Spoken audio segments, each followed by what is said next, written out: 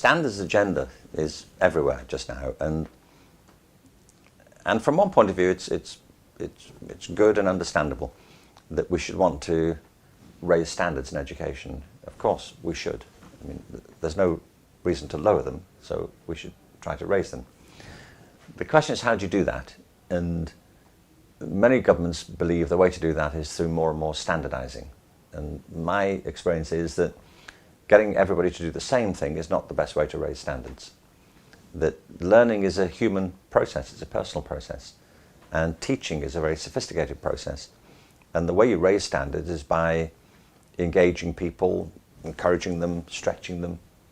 But education doesn't happen in the corridors of our parliament buildings or the legislative buildings. It happens between real teachers and real kids in actual classrooms.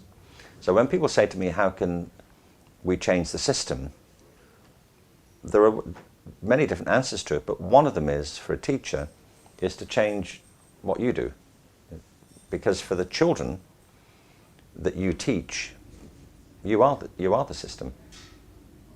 The teacher is the system, and the head teacher is the system. So if the head teacher changes, or if the teachers change, for those kids, the system has changed.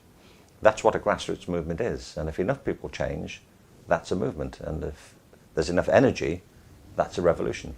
And there are all sorts of ways in which teachers can begin to review their practice. Like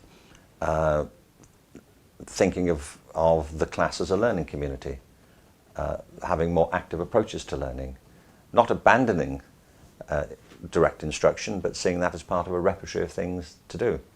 There are ways that head teachers can change already by encouraging more contact and collaboration among teachers. I think in France, teaching is often a very solitary occupation. You know, people teach in their own class and don't collaborate very much.